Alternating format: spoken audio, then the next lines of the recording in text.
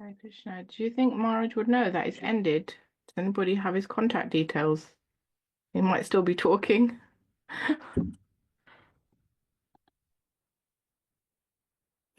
No, Mataji. Who hosted the session, Mataji? There was a few of us that were host or co-host, but sometimes it happens when somebody else trying to enter the room when there's multiple meetings on. I don't know. Maybe Maharaj is disconnected. Maybe India's power failure is common. So Yeah, but he may be talking and may not realize that whether we're connected still. okay.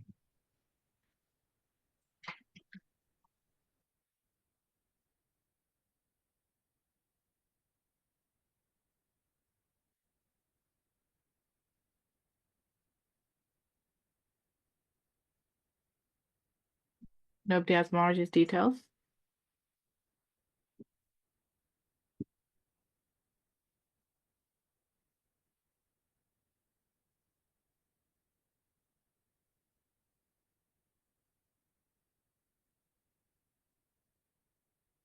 Maybe I'll call Jasvi Prabhu.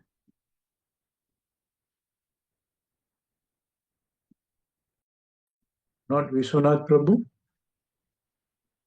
No, I don't think he's got Maharaj's details. Because otherwise he would have asked for a CBA question from OBA question, wouldn't he?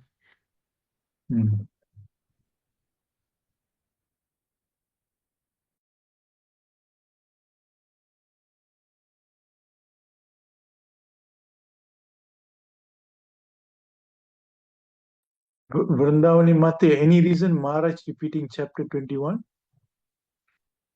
It was just at the beginning he said, oh, we did it a week ago, so we'll just recap. Okay, all right.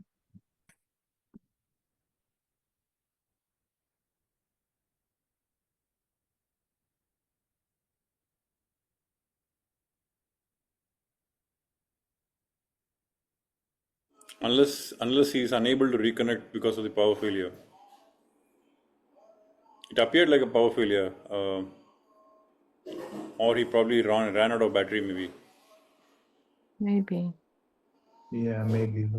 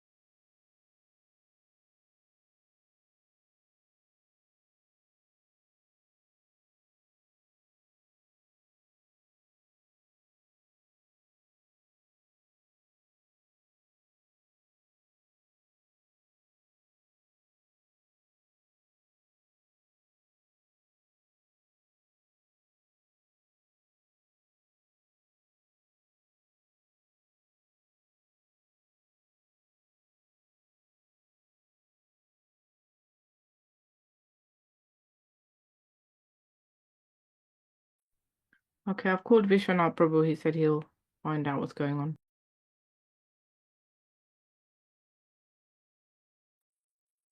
Did you manage to upload your OBA, CBA? Nah, it's not working for me. Just pause the recording. We're hearing about his life, Maharaj Prithu, how he is working, how he's leading the citizens, and how he's showing the example to them. Maharaj Prithu showed the example. He worshipped the Brahmanas. Although he's the king, but he worships the Brahmanas because everything is actually... Are we there? Yes, Maharaj. Yes, Maharaj. You were there, yeah? Yes, Maharaj, yes. Okay.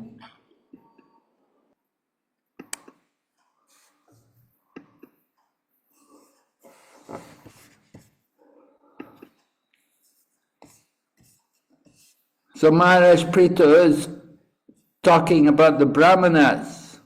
He's glorifying the Brahmanas. He said they're actually the proprietors of everything. They're the supreme. They own everything. This is text number 38 in this 21st chapter. Text number 38.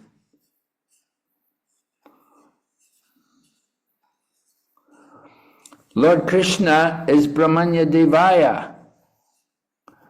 So, Lord Krishna worships the Brahmanas. Although Lord Krishna is worshipped, he worships the Brahmanas and the Vaishnavas.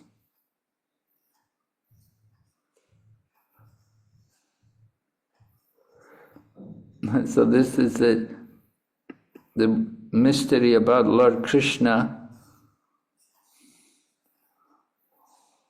that he honors Sudama Brahmana, and he honors Narada Muni, he honored Maharaj Yudhisthira and Kunti,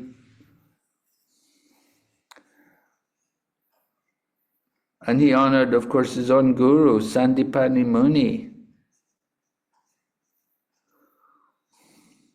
Lord Krishna wants to teach us the importance of the example, to proper behavior.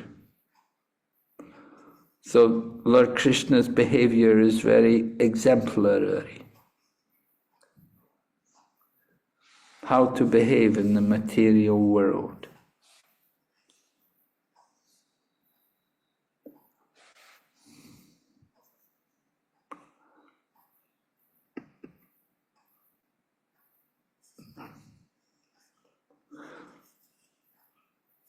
All right, so going ahead, text number 40. Speaking about the importance of service to the Brahmanas and Vaishnavas, that by that activity we can clean the heart and we can enjoy peace and liberation.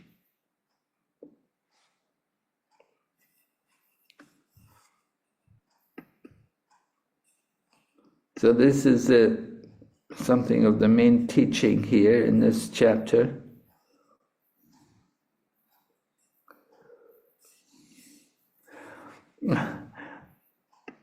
This text 41 is interesting because it describes how when you do a fire yagya, you offer ghee into the fire, and Lord Ananta eats through the fire.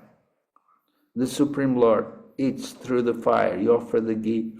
But here it said the Lord takes more pleasure when we feed the Brahmanas and the Vaishnavas than in offering the ghee into the fire.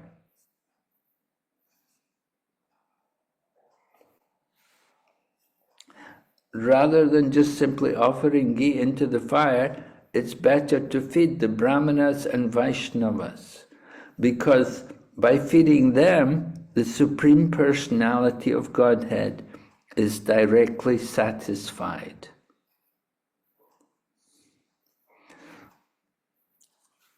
So that's and Prabhupada gives an example to support that. He talks about Advaita Acharya and how Advaita Acharya fed Haridas Thakur. He wanted Haridas Thakur to get the Shraddha plate. So this was some of the different things in this chapter.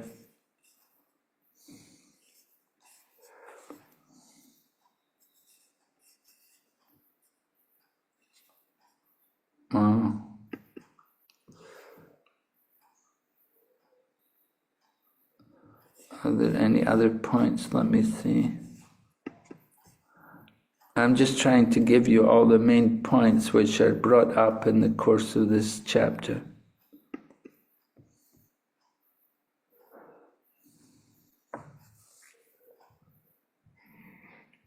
Anyway, text 43, Prithu Maharaj said he wants to take the dust of the Brahmanas and Vaishnavas and carry it on his head. So that is his humility. He's a king, but he's a devotee. He's a Brahmana. He's also a Vaishnava. He's also a Kshatriya. So he's occupying all these different positions at the same time.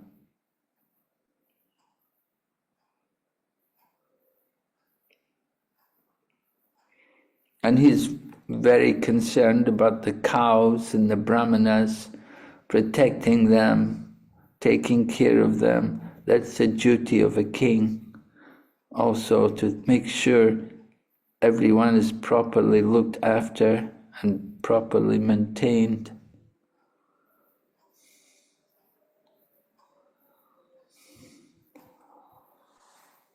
So Maitreya has been speaking all of this, and Maharaj Vidura is very happy hearing about Maharaj Prithu. All the audience who've been hearing Maharaj Prithu, they're also happy. And they say, sadhu, sadhu.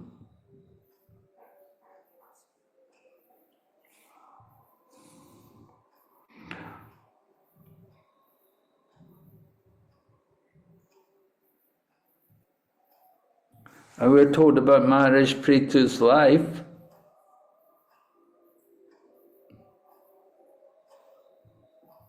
That he had 5 children, he had 5 sons.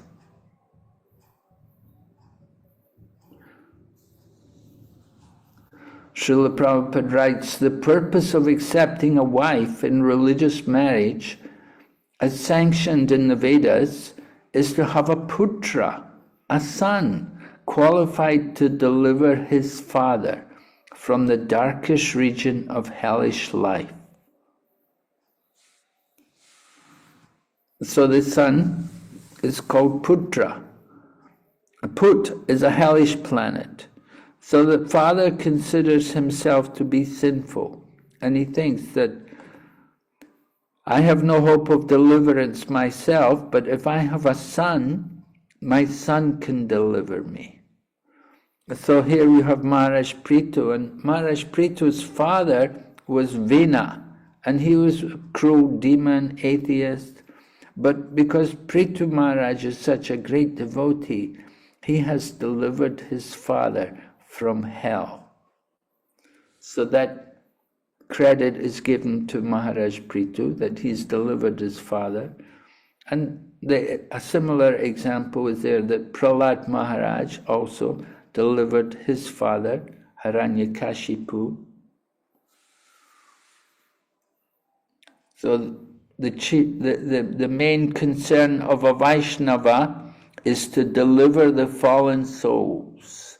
We want to deliver the fallen souls from the hellish condition of material existence. That is the business of a Vaishnava, a devotee of the Lord. He's thinking like that, how to deliver the fallen souls.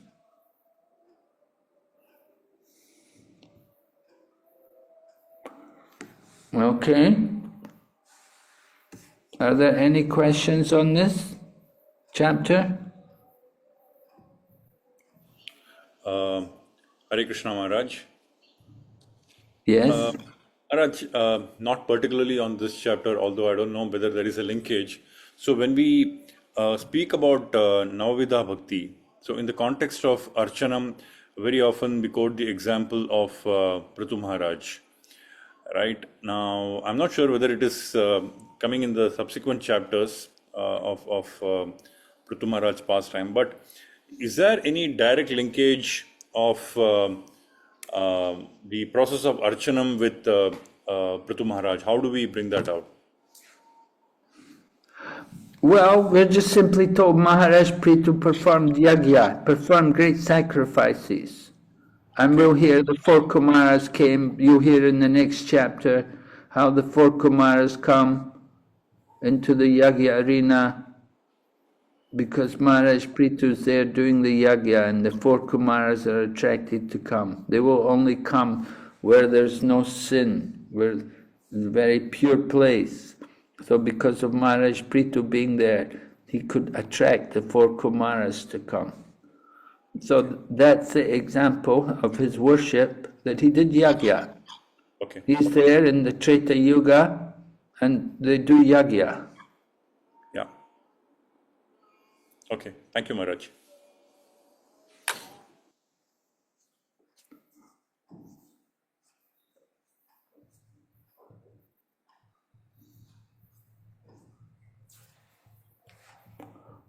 Okay, any other questions?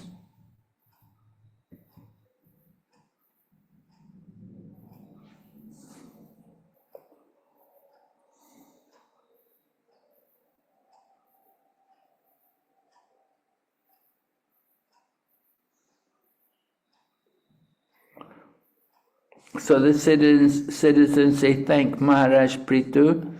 They're very satisfied to have Maharaj Prithu as the king and ruler of the planet, and they appreciate his dedication to the Brahminical culture and protecting everyone. And they can see him as the representative, actual representative of the Supreme Lord.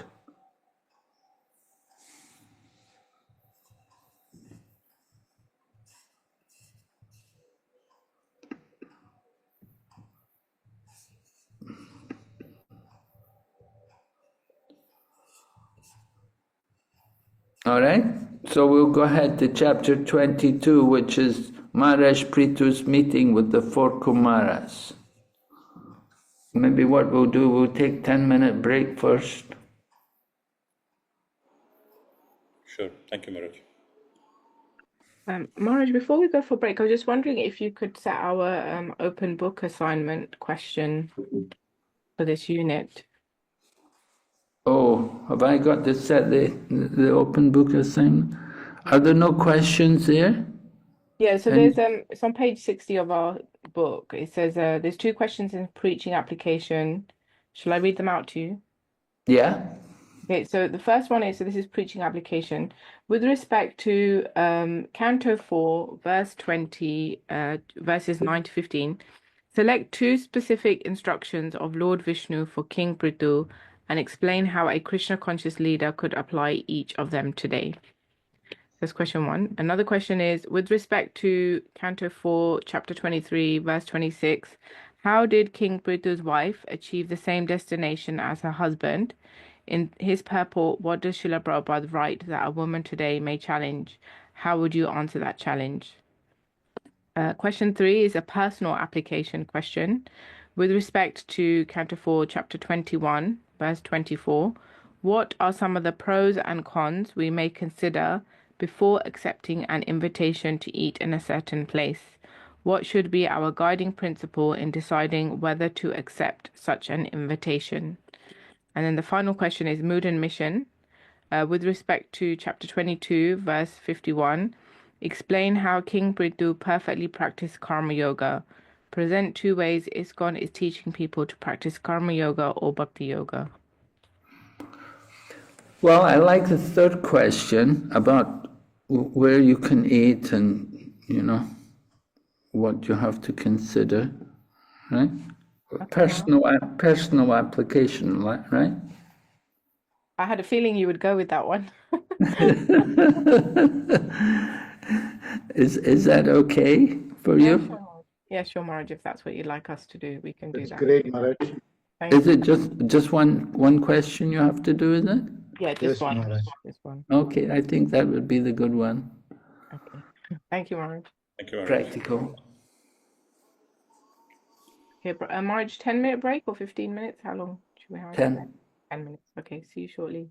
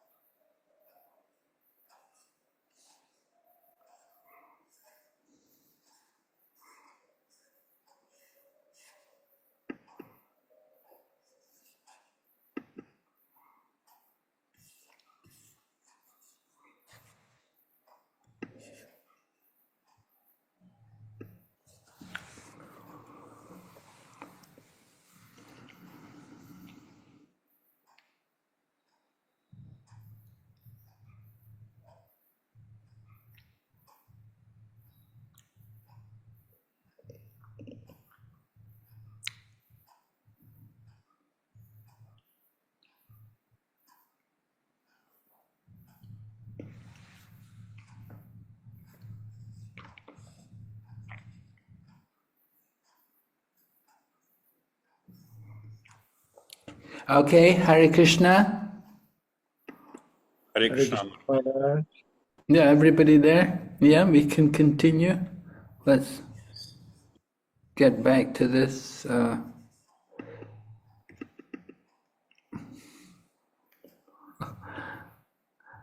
Krishna, what's happening here? Lost my book. Oh, yeah.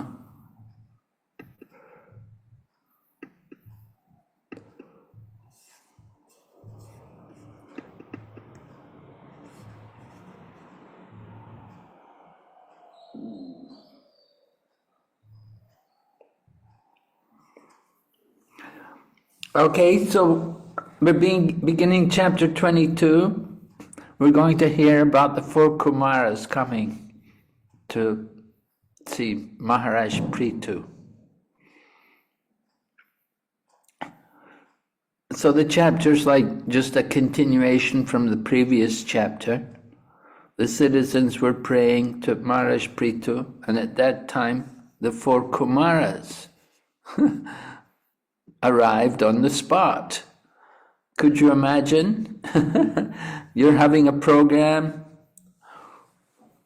you're out there doing a yagya somewhere, and all of a sudden the four Kumaras come flying in from outer space.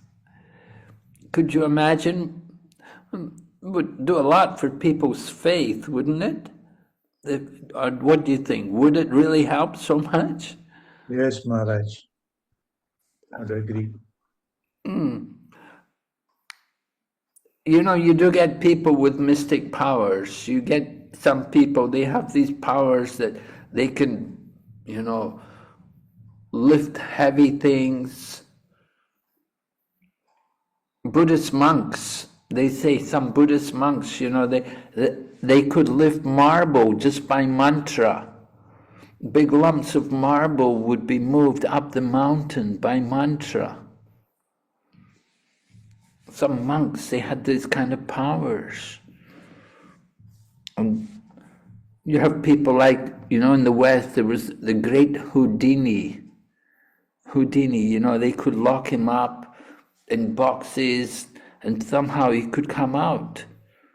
They would lock him in so many boxes with big locks on and he would come out.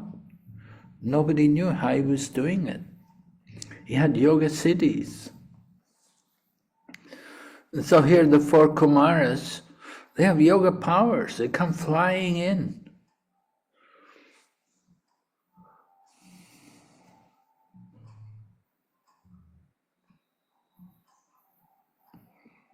And the king and his associates, they could recognize them as they descended from the sky. You see, this is the nature of these kind of powers, that those who are devotees, those who are they can see these things, but ordinary people cannot. Just as 5,000 years ago, Lord Krishna was on the planet, but not everyone knew he was the Supreme Personality of Godhead. There were only a few fortunate souls who knew the identity of Lord Krishna. Lord Krishna himself says, Abhajananti Mamudha, that the foolish mock at me, appearing amongst them like an ordinary person. They do not know my transcendental nature and supreme dominion over all that be. So it's not just having mystic powers. Of course, if you have some mystic power, it attracts some kind of particular class of people.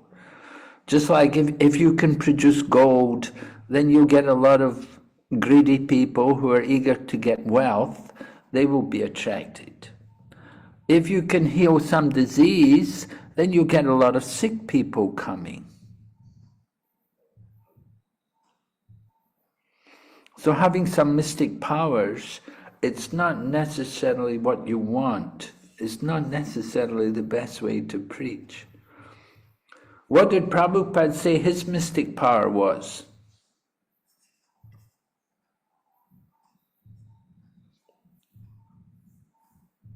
Gulab jamuns. Gulab jamuns, really? It's very interesting. I never heard that before. Maharaj was He changed the person in West. Hmm? He What's changed that? he changed the so many persons in West that he called it is because of his mystic power. In one So lecture many, I heard. so many people in the West. Uh, He saved them. basically. Yeah, he brought them to Krishna consciousness, right? Oh, not only Westerners, also Indians. He saved Indians also. He saved a lot of Indians too. Anyway, mystic perfections were there, and these kind of things they attract a particular class of people, a particular kind of people. But difficult to make people devotees with these things. You have some mystic power, people come with their material desires. They don't want to get Krishna consciousness. They don't want to be liberated from material world. They have some other desire. You know, Vidura wanted to know about how to get liberated. He wanted to know about Prithu Maharaj's process to get liberation. Vidura didn't want to get some mystic power or some material benediction. So the four Kumaras, they have mystic powers, but their mystic powers are not for any material benefit, right? What's the business, what's the nature of these four Kumaras? What are they up to? Brahman realization, Maharaj. Well, initially they were attracted to Brahman realization. Later on they became devotees.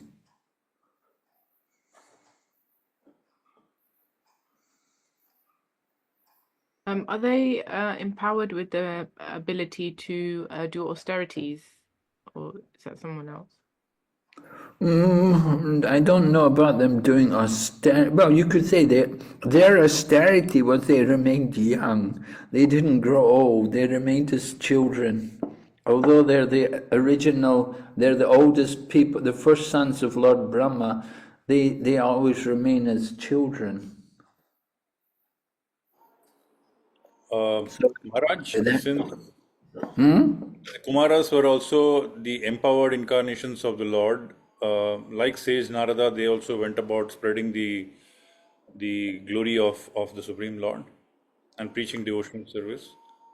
Yes. Yes, they could travel everywhere without machines.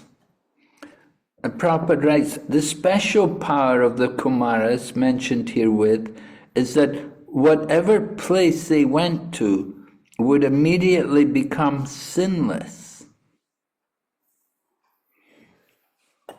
So during the reign of Maharaj Prithu, everything on the surface of this globe was sinless, and therefore the Kumaras decided to see the king.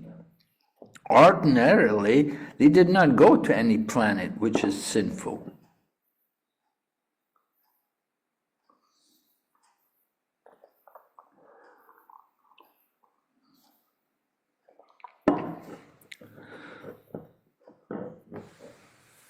So just by their potency, that place could become sinless, would immediately become sinless just by their presence.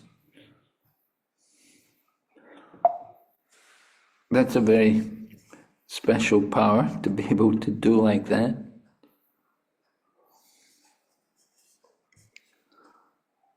So Prithu Maharaj is anxious to receive the four Kumaras, and he instructed his citizens about the importance of honoring the Vaishnavas and the Brahmanas, And he shows example by giving a very nice reception for the 4 Kumaras.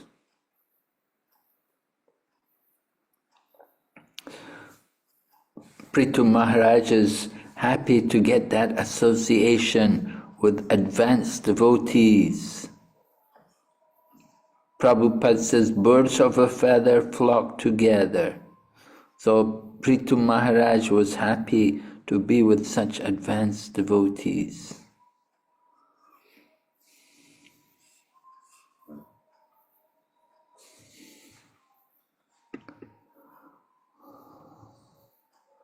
Maharaj Prithu accepts. He arranges to give very nice reception to them, bows down to them, he worships them. And Prabhupada discusses about the Kumaras, that they are the founders of the Nimbarka Sampradaya. There are 4 bona fide Sampradayas, Vaishnava Sampradayas, and one of them is from the 4 Kumaras. So the 4 Kumaras, their prominent Acharya in the modern times is Nimbarka. There was someone called Nimbaditya. Nimbaditya was selected by the 4 Kumaras to carry on to promote their message. And if you go to somewhere like Varsana, there's a temple there. Nimbarka Sampradaya, they also worship Radha and Krishna, and they also they accept the gopis as being the best of all devotees. So Nimbarka Sampradaya, we have also a nice relationship with them.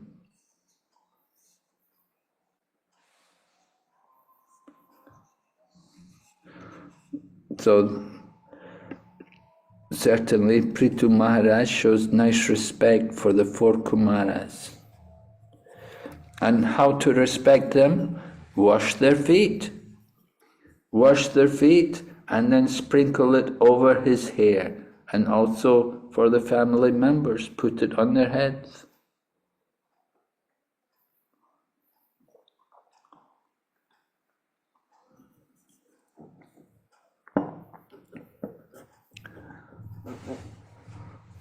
So this is the Vedic culture. Saintly persons come. Now, of course, in Western countries and socialist countries, we can't do this thing. It wouldn't be tolerated, it wouldn't be proper. People would not understand. But if you go to somewhere like Bangladesh, there's a lot of Hindus there in Bangladesh. And of course, not right now, because it's very tense there just now, but the Bengali devotees in general, they like to do this. They have this culture. They like to pour water on their feet. And some places also, when we have Rath Yatra, people will come out. We don't allow them to wash the feet, but they do pour water on the ground. And pour water on the ground, then we can walk through the water and cool the feet, walking in the hot sun. And so it's a nice way of honoring and respecting saintly persons when they come to a town. When the devotees first started to do this for Srila Prabhupada hadn't told them, but the devotees had been reading Prabhupada's books, and somehow they'd learned about it, and they'd come across it, and when they first did it, Prabhupada said, "Oh," he said, "you're finding out about these things now, are you?" Prabhupada didn't promote it himself, but the devotees just started to do it. And Prabhupada allowed it. In some places, not everywhere. So the 4 Kumaras are described here, text number 6, they're older to Lord Shiva. And so Maharaj Prithu is very respectful to them and begins to speak. And he naturally wants to praise them. He said, it's very difficult even for the mystic yogis to see you. I do not know what kind of pious activity I have performed for you to grace me by appearing before me without difficulty.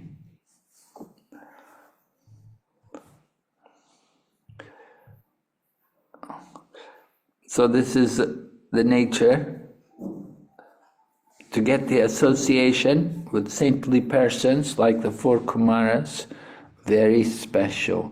You have to be very fortunate. Just like we know, to meet Srila Prabhupada, you had to be very fortunate.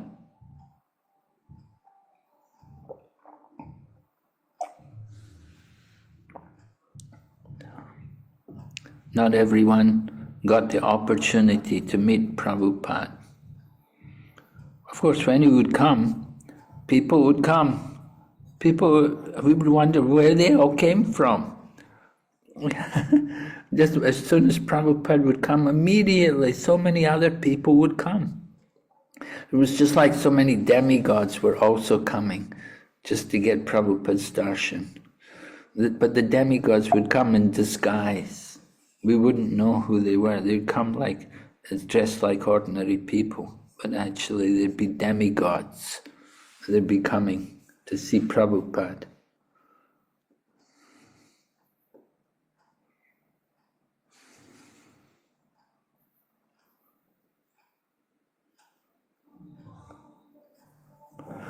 So Maharaj Prithu is saying that anybody who can please the Brahmanas and Vaishnavas, then you can get anything, they can achieve anything. And they can get the favor of Lord Shiva and Lord Vishnu because they also accompany the Brahmanas and the Vaishnavas.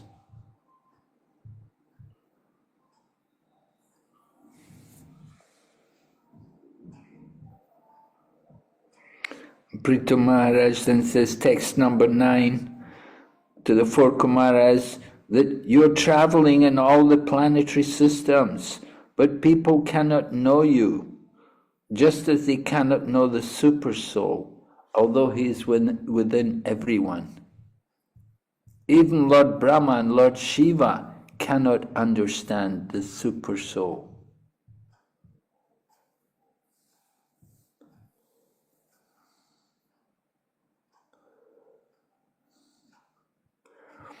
So these great personalities like the four Kumaras, Lord Brahma and Lord Shiva, they're not visible to ordinary persons, but they travel all over the universe in different planetary systems.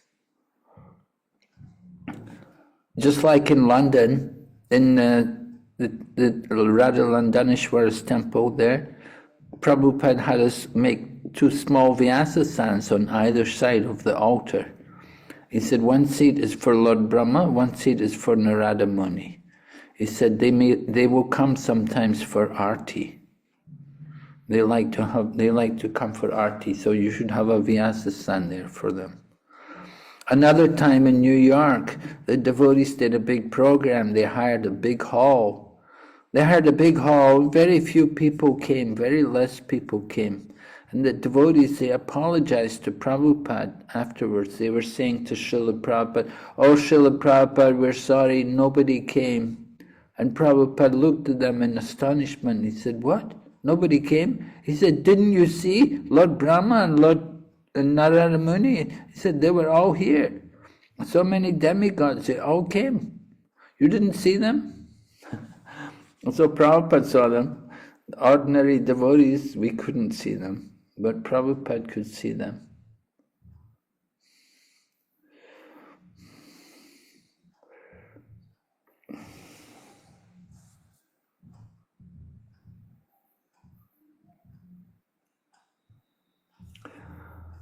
So sometimes saintly persons may come to someone's home.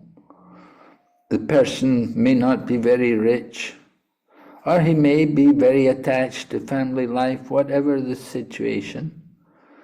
But to get saintly persons coming to your home, very fortunate. And it's proper to receive them nicely. Make nice arrangements, a sitting place, and different paraphernalia for them. Proper refreshment and so on should be available.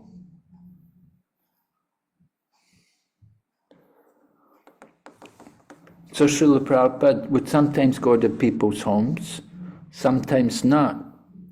I remember one time in England, this one man came to Prabhupada and asked him, Swamiji, please come to my home. And Prabhupada said to him, do you cook meat in your home? And the man looked and said, well, yes, sometimes we cook. So Prabhupada said, then I will not come. And Prabhupada said, I'm not coming then.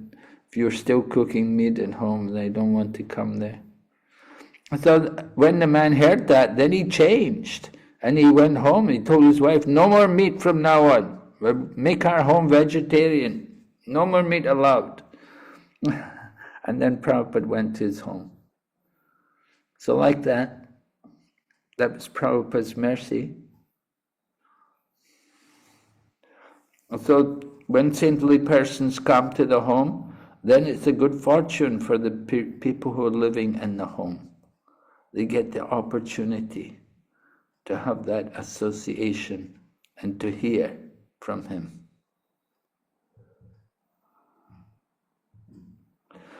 Prabhupada writes in the purport, he says, the fact is that every householder, regardless of his position or economic condition, can at least receive saintly persons with great devotion and offer them drinking water for drinking water. Offer them drinking water.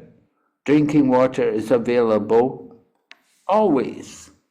In India, the custom is that even an ordinary person is offered a glass of water if he suddenly what is it? If he suddenly visits. Suddenly what? Visits. Or if he suddenly visits, and one cannot offer him food. If we cannot offer him foodstuff. If there is no water, then one can offer a sitting place, even if it is on straw mats. And if one has no straw mat, he can immediately cleanse the ground and ask the guest to sit there. Supposing that a householder cannot even do that, then with folded hands, he can simply receive the guest saying, welcome. And if he cannot do that, then he should feel very sorry for his poor condition and shed tears and simply offer obeisances with his whole family, wife and children. In this way, he can satisfy any guest, even if the guest is a saintly person or a king.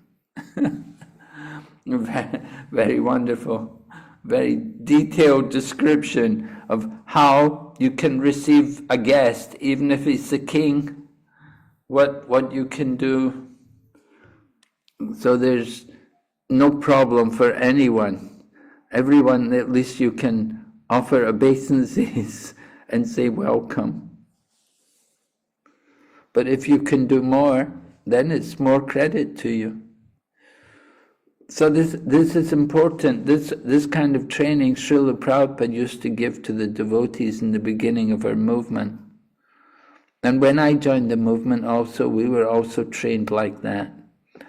I remember Malati training us. She'd been traveling with Prabhupada, and she was trained in all of this etiquette because she'd been traveling in India with Srila Prabhupada.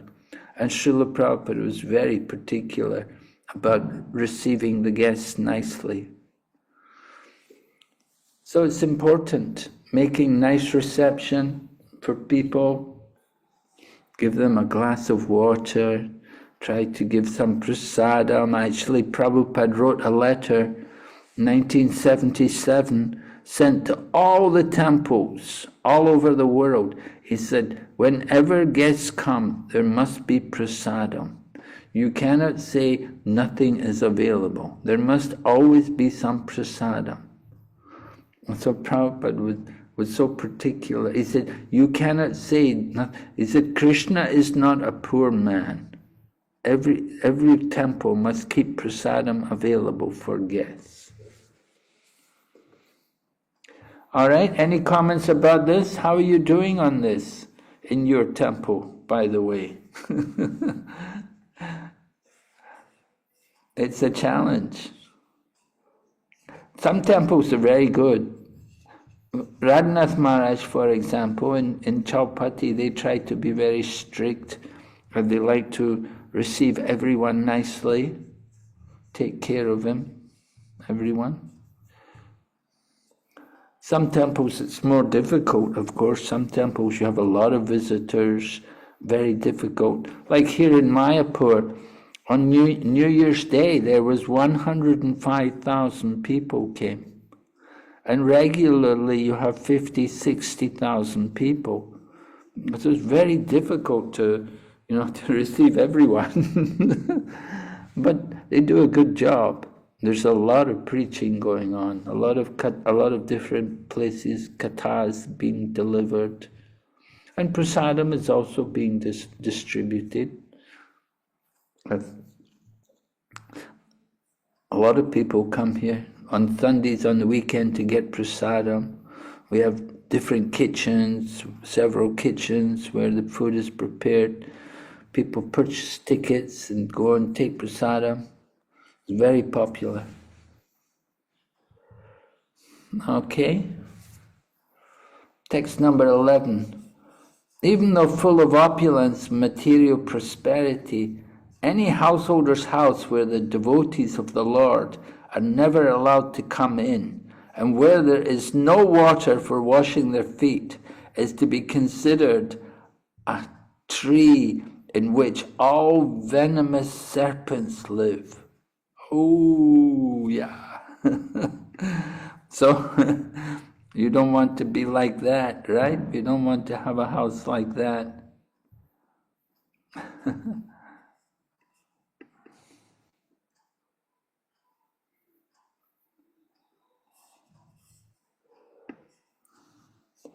So Maharaj Prithu welcomes his guests.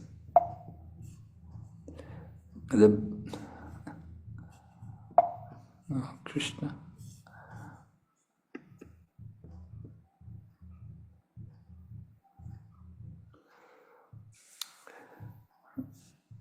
And he describes about the life of the four Kumaras. He said, from the beginning of your birth you practiced celibacy. And although you are experienced in the path of liberation, you are keeping yourself just like small children. They remain children on purpose, because in a child's life, the senses are never disturbed by sex desire.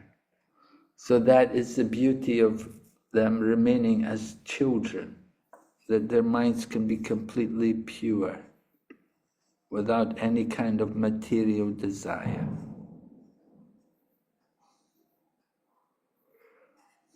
Okay.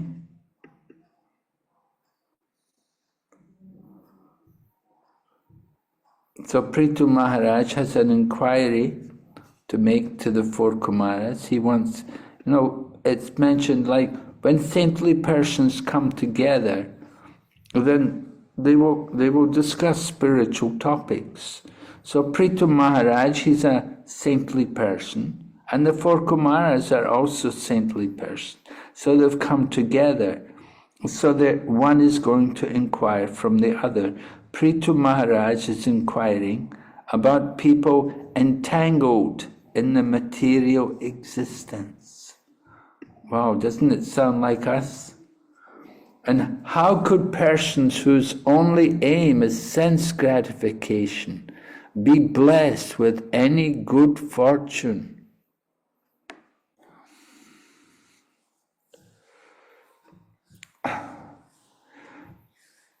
So Maharaj Prithu, Prabhupada writes at the beginning of the purport, he said Maharaj Prithu did not ask the Kumaras about their good fortune, for the Kumaras are always auspicious by dint of their life in celibacy. Since they are always engaged on the path of liberation, there was no question of ill fortune. This is an important point, when we meet some saintly person, for example, maybe you have the opportunity to have the darshan with someone like Srila Jayapataka Maharaj. So you don't want to say to him, how are you, Maharaj? You don't want to ask him about his health, because, well, externally it appears his health is not good. He has so many problems with his material body. But spiritually, he is very spiritually strong. And he's completely Krishna conscious. Every day he's dedicated to preaching so much, every day, different Zoom classes around the world. And at the same time, he's involved in managerial affairs as a GBC, and then also overseeing activities in Mayapur and different regions in his zone. So many things. So if you meet him and you say to him, oh, how are you, Maharaj? How's your health? It's not it's not the right thing to say. But what is the right thing to say? We want, please help us to be engaged in the path of liberation.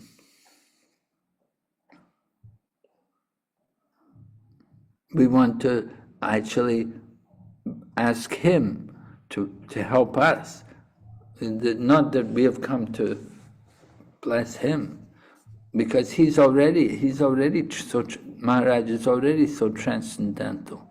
We cannot really help or bless him, but he can bless us by giving us Krishna consciousness. So we should think like that. We don't think about the material situation. People would come to Prabhupada and they would say to Prabhupada, oh, how old are you, Swamiji? Prabhupada would look at them and say, I'm the same age as you. And they would be shocked. What? Huh? What do you mean? And Prabhupada said, yeah. He said, I'm a soul, and you're also a soul. So Prabhupada would awaken them to Krishna consciousness. He'd bring them to the higher platform. That's the duty of a devotee. We don't want to bring people on the bodily platform. We want to bring them to the spiritual platform.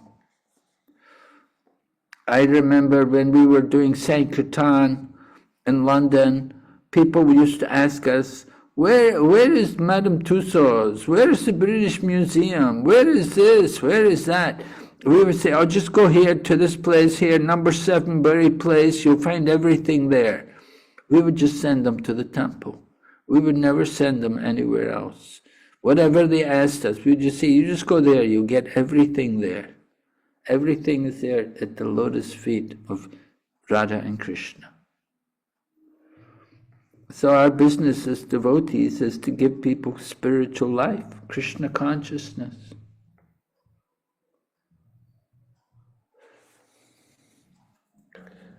Okay? Now Prabhupada makes an interesting statement here in the purport. He says, what is allowed for the Kshatriyas? He said 4 kinds of sinful activities are allowed. Associating with women for illicit sex, eating meat, intoxication, and gambling are all allowed for the Kshatriyas. For political reasons, sometimes they have to do these sinful activities. Anyway, sometimes people say, oh, they did these things, why shouldn't I do it? But we're not following all these Kshatriyas. We're following Lord Chaitanya Mahaprabhu. Lord Chaitanya didn't do these things. And the Acharyas, the Vaishnava Acharyas didn't do these things. We follow these people. We cannot imitate Kshatriyas.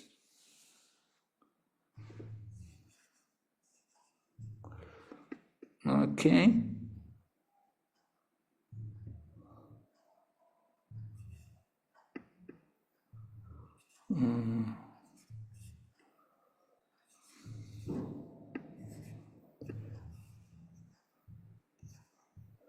Yeah, text 14 confirms the same thing I was saying, that nothing is auspicious or inauspicious for the four Kumaras because they're absorbed in spiritual bliss.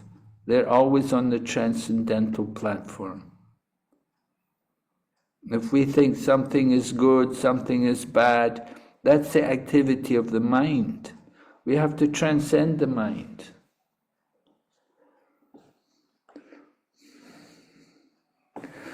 So Prithu Maharaj said, I know that you four Kumaras, you are the only friends for persons who are in the fire of material existence.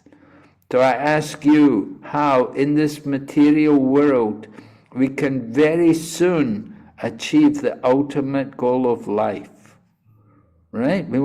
He wants to know how very soon we can get the goal. We want to get out of the goal of material world quickly.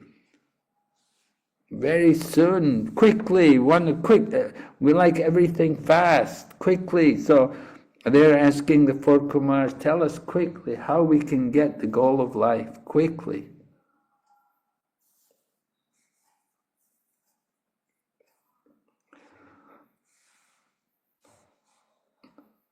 We're all parts and parcels of Krishna, and although we're parts and parcels of Krishna, we still travel all over the world. The four Kumaras, they're traveling all over the world just to help self-realize, just to help the conditioned souls, to bring them out of their ignorance.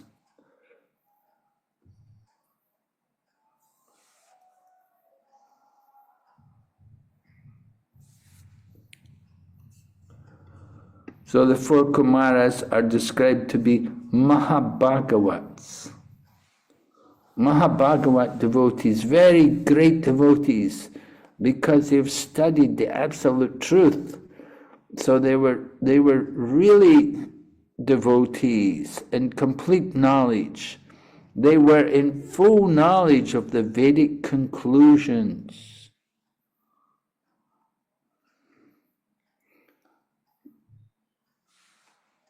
And such a devotee is very rare. Right? Bahunam janmanamante gyanavam mam prapadyante vasudev sarvamiti sa mahatma sadurlabhaha. So very rare, it's very rare that one can come to that conclusion that everything, Vasudev Krishna is everything. Everyone's trying to enjoy the material world. They've forgotten what is the real position. So Prithu Maharaj has put his question, and now Sanat Kumar is going to answer. Sanat Kumar is one of the four Kumaras. He's taken the position to reply. And he's happy with the question. This kind of question very good for everyone, because you're always thinking of the good fortune of others. You know everything, so you ask such questions, because that is the behavior of saintly persons. Such intelligence is befitting your position.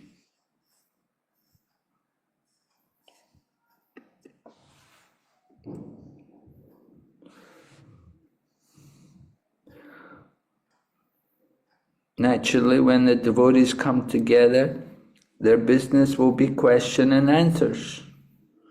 There will be a speaker and the audience, and everyone will be happy to hear katha being discussed.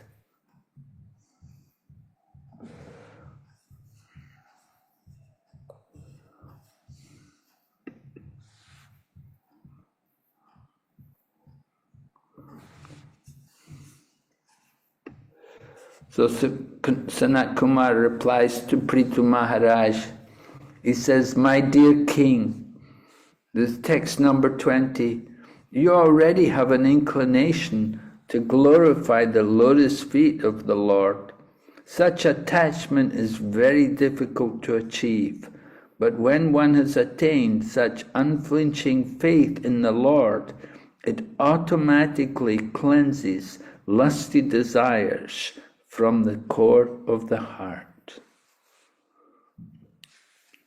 So this attachment to the lotus feet of Krishna, that is the first thing.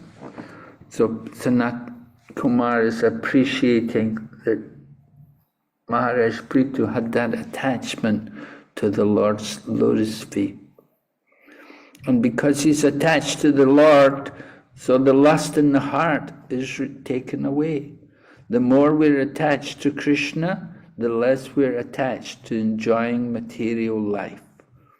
We cannot enjoy material life and at the same time hold on to Krishna. We have to let go of the material world. So the more we hold on to Krishna through hearing and chanting, the less we're attached to sense gratification.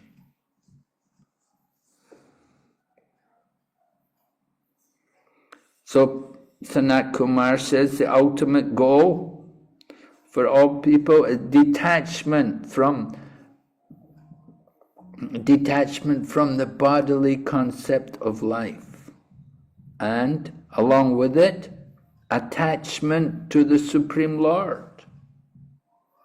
So detachment from the material body and attachment to Lord Krishna, the Supreme Lord.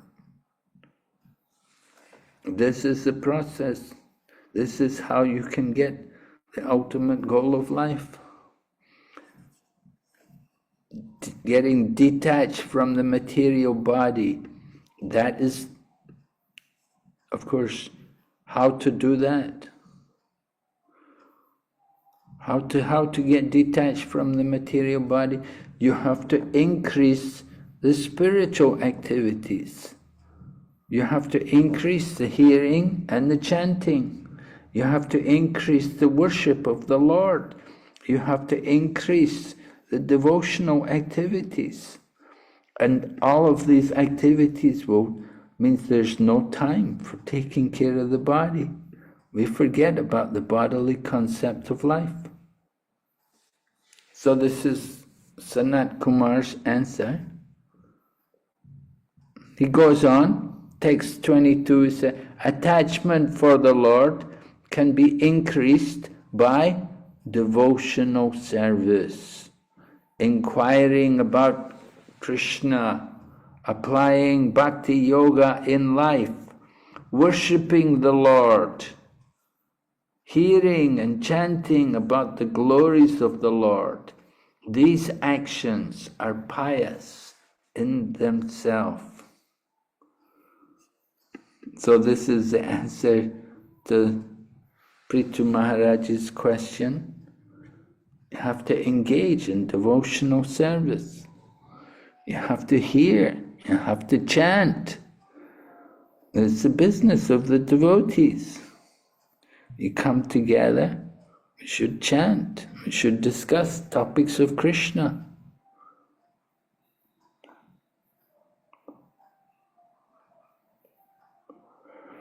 First of all, you have to accept the spiritual teacher, and then from the spiritual teacher you have to inquire from him about spiritual life, and you have to follow in the footsteps of the great devotees. So this is Rupa Goswami's teaching. The same teaching is given here now by Sanat Kumar.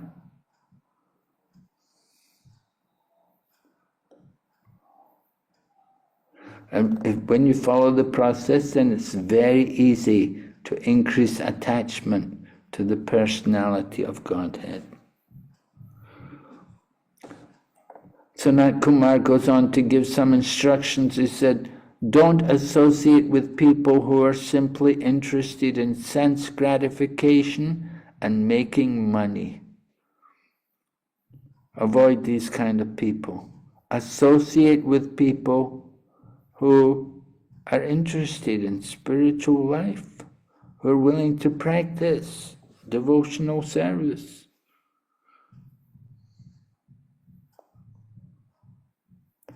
Find out people who are disgusted with sense enjoyment, who have no interest in the sense pleasures of the material world. So it's not just giving up the company of materialistic people. We have to have some engagements. We have to have some service which we can do for the devotees, engaging in activities. It may be hearing, it may be cleaning and chanting, it may be decorating the temple, it may be going out shopping, bringing the bhoga, but we need some engagement, we need service. And that service should be in the mood of devotion for the pleasure of Krishna. Prabhupada writes at the end of the purport of 23, the Krishna consciousness movement is started for this purpose, so that hundreds of ISKCON centers may give people a chance to hear and chant, to accept the spiritual master, and to dissociate themselves from persons who are materially interested. For in this way, one can make solid advancement in going back home, back to Godhead. So we see in the Krishna consciousness movement how all of these things are arranged so nicely by having centers. All right. Some more qualities are given, some more instructions by Sanat Kumar. You must be non-violent. Don't get angry and passionate and yell and scream and shout. Follow in the footsteps of the acharyas. Remember the pastimes of Krishna. Follow the regulative principles without desire. Don't blaspheme others. A devotee should lead a very simple life, not be disturbed by the duality of opposing elements. He should learn to tolerate them. What kind of opposing elements may there be which are giving you trouble, disturbing your spiritual life? Anybody can say, you have any opposing elements in your spiritual practice? Vrindavani? Yes, Maharaj. Do you have any obstacles, opposing elements in your practice of spiritual life? All the time, Maharaj, all the time. I want to know, what are these opposing elements? So there'll be things like purification. If there's an artha that I'm dealing with, Krishna will kind of bring it to the surface, like maybe some issues with devotees, trying to deal with them in a Vaishnava-like way, even though there may be some kind of conflict there. And then if I don't deal with it correctly, then obviously it affects my sadhana, my taste for things. So yeah, I think there's a lot of obstacles there. I think every day is an obstacle, trying to get things done and get to bed on time, to wake up at a decent time, and chanting. Okay, it's an obstacle, an opposing element. What is it? What's keeping you awake at night that you can't sleep early and can't get up in the morning? I'm in the thick of Grahastha life, so I have small children and a husband, which is like equivalent to having another child. So just looking after household duties. Yeah. Okay. But I feel positive about it. It's not something I feel down about. I feel positive. I feel like, okay, it's a challenge of life. Let's do this. I think if it was too comfortable, I would take spiritual life for granted. But because I have to kind of struggle every day, it makes it more special. Yeah, the struggles which you go through in Krishna consciousness, that's your greatest pleasure. We But take, blessings from, highly elevated people like yourself, it really does help. I do feel it's a smoother ride when the blessings are there and the mercy is there. yeah, there's always mercy, and we just have to grab hold of the mercy. Giri Gopal Prabhu, do you have any opposing elements in your practice of devotional life?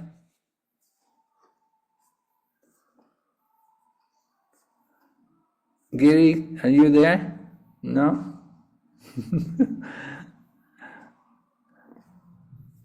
Is somebody else there? Anybody like to offer opposing elements? Yes, Maharaj. Mobile phone itself is a opposing element. Yeah, really, that's a good one. Very good. Yeah, you're so right. An opposing element, the mobile phone, really. It can be such a headache sometimes, eh?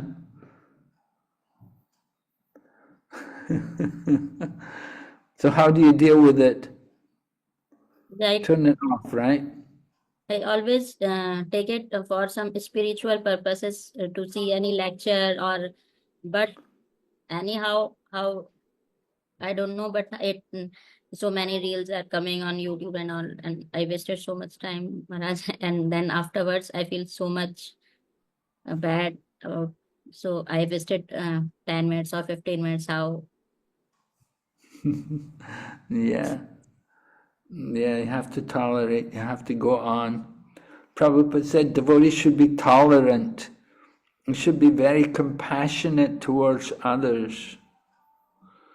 If we suffer injury, we tolerate. But if a devotee gets injured, we shouldn't tolerate. We should go to help him, take care of him. So the whole world's full of violence. So devotee sees everybody equally. He does not claim himself to be the only son of God. Prabhupada saying, and allow all others to be killed, thinking they have no soul. No. So devotees we have to arrange our life in such a way that we can be Krishna conscious, thinking of Krishna all the time, practicing Krishna consciousness. Prabhupada talks about the incense factory. They were making incense, and he said at the same time they were hearing lectures or they were hearing kirtan. So Prabhupada appreciated that.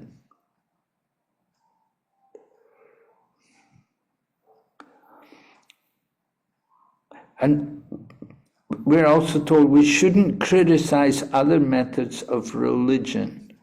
There are different types of religious systems operating under different qualities of material nature. Those operating in the mode of ignorance and passion cannot be as perfect as that system in the mode of goodness. So a devotee, instead of criticizing such systems, will encourage the followers to stick to their principles so that gradually they can come to the platform of religion in goodness. Simply by criticizing them, devotee's mind will be agitated. A devotee should tolerate and learn to stop agitation. And that's an important point in our spiritual practice.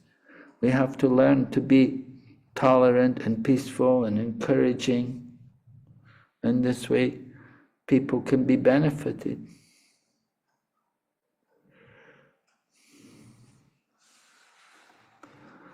So we should appreciate other religions. We don't say we're the only way. The absolute truth is there in all the revealed scriptures. And but at the same time, we understand there's different levels of presentation. Sometimes it's in the mode of passion, sometimes it's in the mode of ignorance. And we have to encourage, we have to try to indicate that there is a mode of goodness. Prabhupada had gone to some Christian missionaries in Australia, and they were telling, it was a place that, it was like an ashram. There were monks living in the ashram, and they were telling Prabhupada about how St. Francis used to talk to the flowers, and they said, "My dear sister flower, my dear brother tree."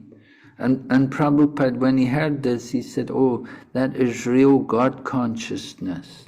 To see the flowers and the plants and the trees, to see them all like brothers and sisters."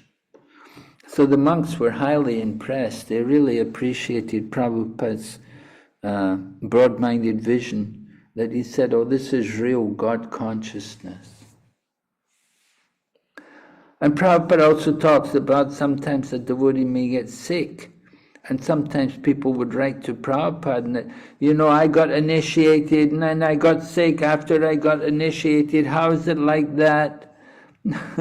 So they're practicing Krishna consciousness, but we have to understand, just because we get sick, we shouldn't think that we won't get sick just because we got initiated and just because we're devotees.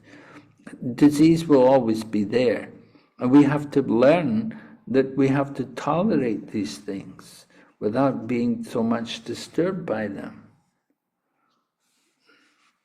This is a world of duality. You should not think that because we have fallen sick, we have fallen from Krishna consciousness. Krishna consciousness can continue without impediment from any material opposition. So this is very nice. We should understand how to apply Krishna consciousness in every situation. Prabhupada quotes Bhagavad Gita, Krishna telling Arjuna, try to tolerate all these disturbances. Tamsta tikshasva bharata. O Arjuna, be fixed in your Krishna conscious activities. The devotee should gradually increase the culture of devotional service by constant hearing of the transcendental qualities. These pastimes are like ornamental decorations on the ears of devotees. By rendering devotional service, one can easily be fixed in transcendence and the Supreme Personality of Godhead. So, the importance of hearing. We have to train ourselves to develop a taste for hearing about Krishna. And the more we practice reading Prabhupada's books, the more we'll have a taste for hearing about Krishna. So Prabhupada himself used to read the books, and he encouraged devotees also. Read. He said, I'm not writing the books just for you to sell. So we have to cultivate Gyan and Vairagya. These two things go together with Bhakti.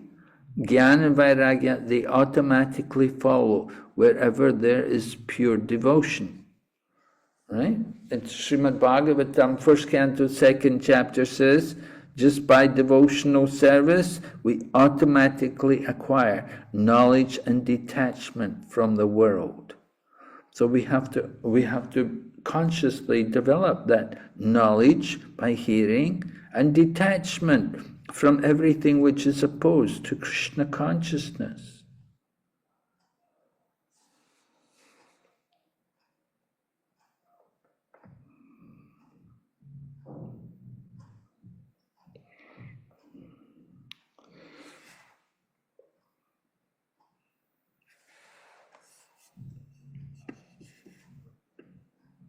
In the purport, Prabhupada talks about 5 kinds of material attachments.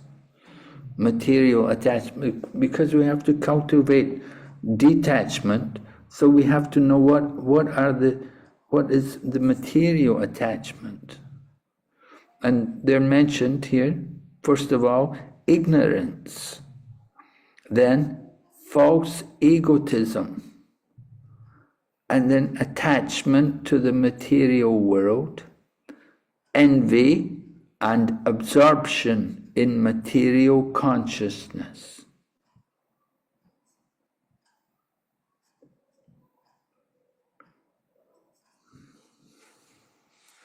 So these are the 5 items of material attachment.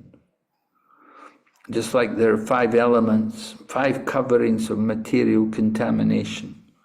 So when they're burned into ashes by the fire of knowledge and detachment, then we can be fixed in devotional service. So the coverings of the living entity cannot be removed from the heart.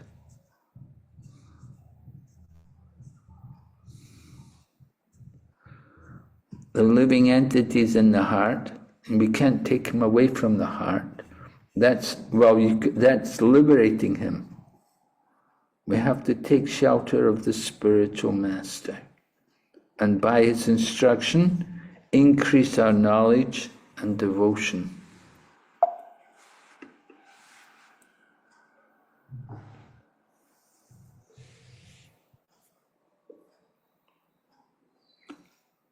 And when we get free of all material desires, liberated from all material qualities, then at that time we'll know the difference between the soul and the super soul. We'll know that the difference between the soul and the super soul is annihilated. This verse is spoken by Sanat Kumar because he's a Jnana Yogi. He had been a Jnana Yogi who came to Bhakti. So he wants to bring other Jnana Yogis to Bhakti. Therefore he's speaking in this way. And he says, when the dream is over, there's no longer a distinction between the dream and the dreamer. It all becomes one. So he's not encouraging impersonalism, but he wants the Jnanis to come to Bhakti. And he gives the example, Prabhupada in the purport gives an example to understand this oneness. And he talks about the coconut. How in the coconut you have the dry shell, and the coconut's inside, and the shell is outside. You've got this husk outside and the shell inside. So the coconut is separated from the shell at the same time it's one in the shell. So the same way, material desires are present as long as in the bodily concept of life. But when we are Krishna conscious, then there's no longer material desire.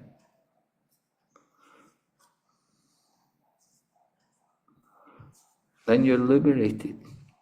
So in that sense, you become one. Not one in desire, not one literally, but one in desire. Part and parcel of Krishna, acting in accordance with the desire of Krishna. And so there's no distinction between the living entity and the Supreme Lord.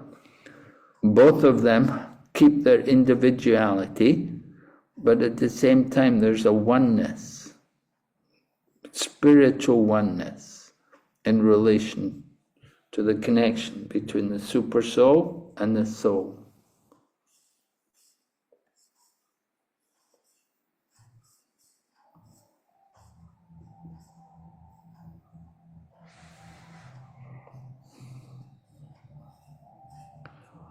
All right, then text 28 talks about renunciation.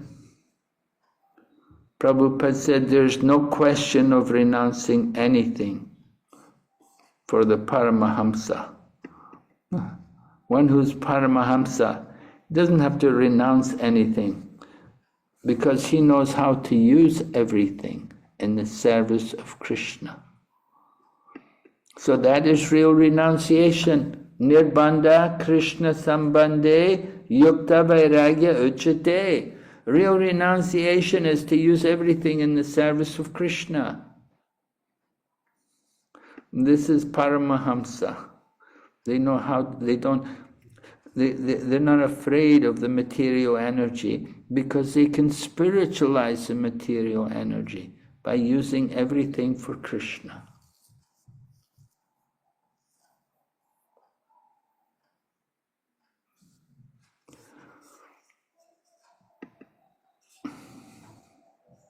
Okay, are there any questions?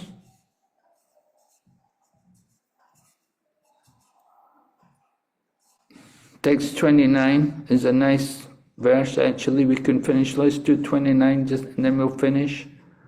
It's talking about seeing the soul in different, or seeing the reflection on the body on different surfaces. You may see the reflection on the body on water, or on oil, or in a mirror. Now, when you see the reflection in on these different surfaces, it will look different, but actually it's the same thing. You're just seeing it reflected in a different way. In the same way, a person sees a difference between himself and others, just as one sees the reflection of the body differently. So we're seeing ourselves, we're thinking of ourselves as being different from others. We're not seeing that we're all spiritual beings, we're all living entities, we're all brothers and sisters. So Krishna consciousness movement is a means of helping all of us to get free of these different designations so that we can come to the spiritual platform. So in this way, the four Kumaras are headed by Sanat Kumar. They're instructing Maharaj Prithu about how to come to the transcendental platform. Okay, this is a big chapter. We'll finish it tomorrow night. All right? Are there any questions?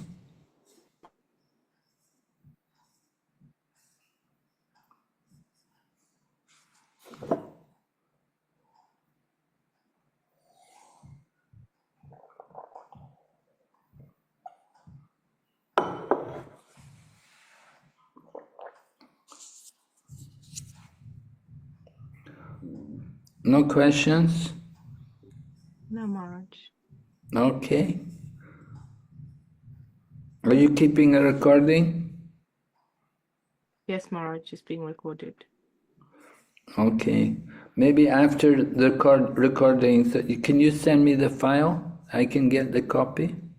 Sure. I'll speak to the person. I'm not sure who's gathering the recordings. I think maybe it's Vishwanath Prabhu, but I'll ask him to send them to you. You think Is it maybe who? starting from last week, Friday, Saturday, and then today also? Yeah. Okay, sure. I'll ask him. Who's coordinating? He's the Prabhu who came last week. His name is Vishwanath Shivaram. Visheshwar Prabhu. Oh yeah, that's right. Oh, okay. He's in London, is it? No, Prabhu, he's, I think, based in India, Bangalore. Oh, is he? Oh, okay. Okay, spread out everywhere. Yes, Maharaj. I'll ask him to send them to you. Okay, thank you. All right. Thank you, Maharaj. So we'll stop here tonight and we'll be back tomorrow night to finish off this chapter. Okay, Srila Prabhupada ki jai.